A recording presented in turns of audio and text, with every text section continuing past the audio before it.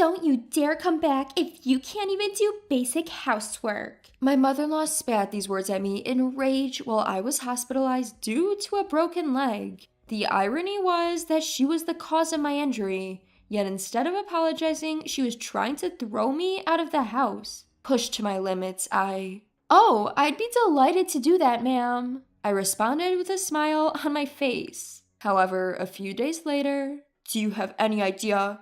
Mom, did you not know about Emily?" Upon hearing the truth revealed by my husband, my mother-in-law turned as pale as a ghost. My name is Emily Johnson. 3 years ago, I got married to Alex, whom I met through a mutual acquaintance. Alex's family runs a diner managed primarily by his mother. His father passed away at an early age, and his mother single-handedly raised him, which I'm sure was a tough journey. Initially, I deeply respected my mother-in-law, but that didn't last for long. Even after getting married, because Alex wanted me to continue working, I didn't quit my job. Alex, as the second-generation owner of the diner, was running the business alongside his mother. However, my mother-in-law seemed to dislike the fact that I didn't help around their house. A woman who doesn't even help with house chores. Even if you say you're working outside, we all know a woman's salary isn't much. She'd grumble every day. Soon, her constant complaining escalated to harassment. "You don't do chores at all." She'd complain, and when I managed to squeeze in some time for house chores, "You're not doing it properly at all. Do you even care?"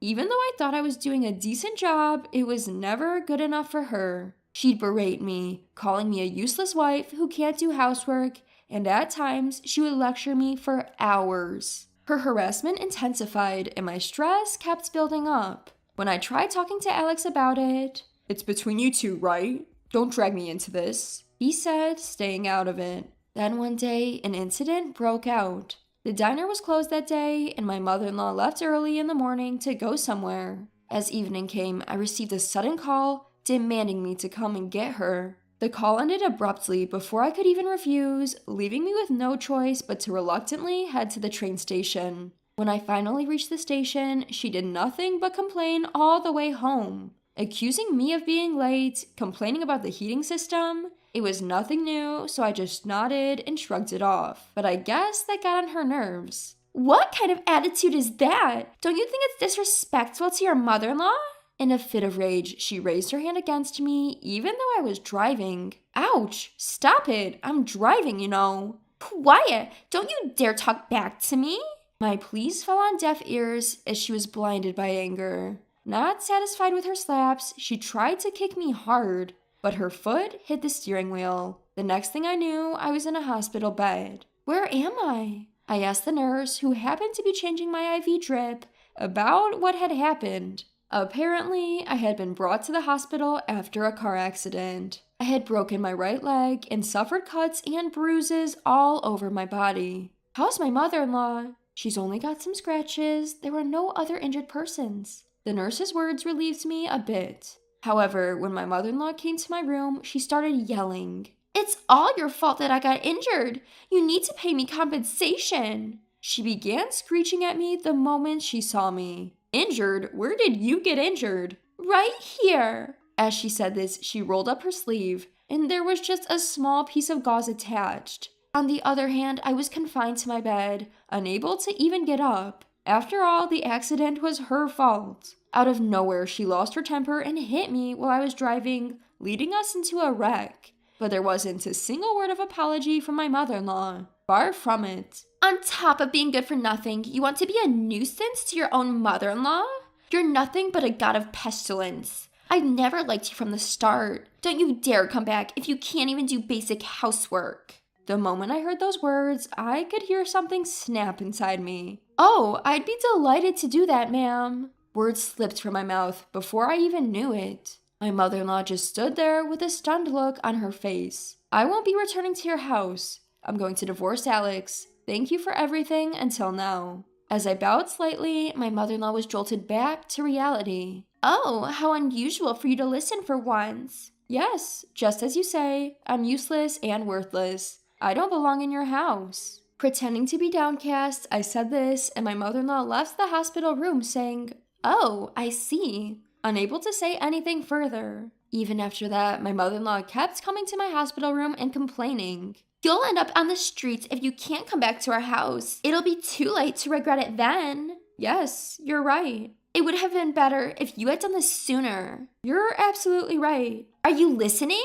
While my mother-in-law kept complaining, I was casually ignoring her and sitting on my phone. This happened several times, and a week after I was admitted to the hospital, my mother-in-law came to my room to complain as usual. Just as I was ignoring her as usual, Emily! Suddenly, my pale-faced husband Alex burst in. Oh, it's unusual for you to visit. What changed your mind? What on earth is this? What Alex was holding was a divorce paper with my details already filled in. Oh, that. I asked my family to mail it. I'm glad it arrived just fine. Why all of a sudden? Upon being asked, I relayed to my husband what my mother-in-law had told me. And to think, Mom, did you not know? Emily earns way more than I do. What? My husband turned pale as he asked this in a shaky voice. Yes, I've been working for a large corporation since before we got married. I've diligently worked and achieved decent results, so I hold a fairly high position now. My salary reflects the toughness of the job and is, as my husband put it, quite substantial. But she doesn't look like she earns that much, does she? She always wears the same sort of clothes.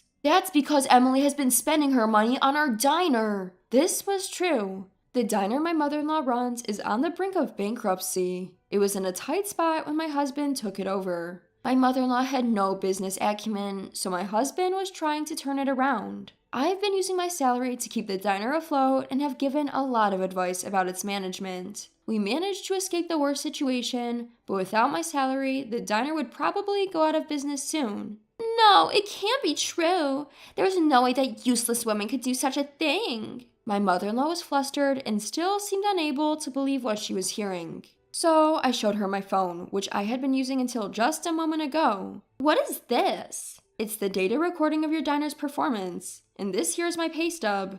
My workplace has digitized our pay slips. My mother-in-law stared at my phone and slowly turned pale. No, that can't be. Also, I should mention that I've already consulted with the police about the accident you caused. What? At my mother-in-law's utterly shocked expression, I could only sigh in exasperation. Since an accident occurred, of course the police will conduct an inquiry, right? So I've reported everything exactly as it happened to the police. I've also submitted the dashcam footage. Why would you do that? From your reaction, it seems you're aware you caused the accident, aren't you? There's a chance you could be held criminally liable, but if you admit it, you might get off with a lighter sentence. After a while, my mother-in-law started trembling, and then, to my surprise, she knelt before me. I'm sorry. I had no idea we were living off your money. I'm sorry about the accident, too.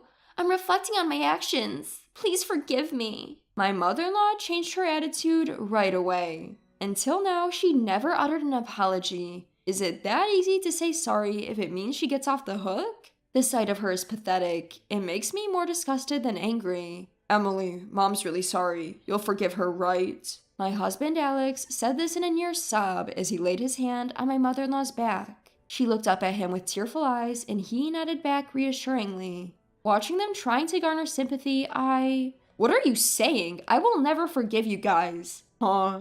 Isn't it obvious? Actually, I intended to divorce you even before this mess with your mom. Alex looked taken aback by my unexpected response. Even when I was seriously injured and hospitalized, you never visited me. You spent my salary without a shred of gratitude. I've been fed up with you for a while now. What? There's no benefit for me in staying married to you. In fact, you're only bringing me down. That's why I'm divorcing you. I smiled brightly in stark contrast to Alex and my mother-in-law, whose faces were filled with despair. There was some fuss afterwards, with Alex throwing a tantrum, but once I mentioned getting a lawyer involved, he quickly signed the divorce papers. He should have just signed them without making such a fuss. I thought I couldn't be more disappointed in him, but the regret of marrying him cut deep. Once they lost my support, their family diner quickly faced issues with operation. It shut down in no time, leaving Alex and my mother-in-law in a poor state. My mother-in-law had said she would be left out on the streets,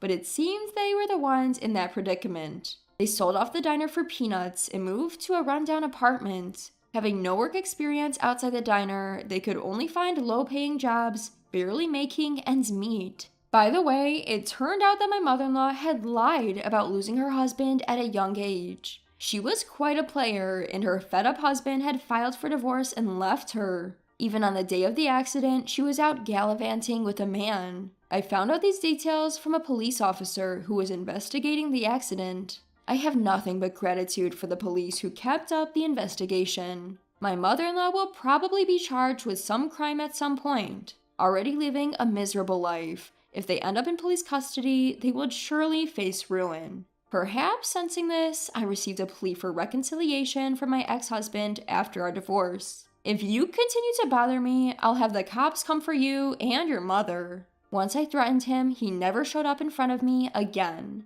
The divorce went through smoothly, and I cut ties with my in-laws, and my broken bone healed after treatment. Currently, I'm working hard while still recovering from my injury. I had been using my salary for my in-laws diner before, so I had almost no money left for myself. But it's different now. Working for myself and being able to spend money only on myself, I had no idea how much happiness this would bring. I'm thinking of valuing myself more, and if I can find a partner who values me, I'm considering getting remarried.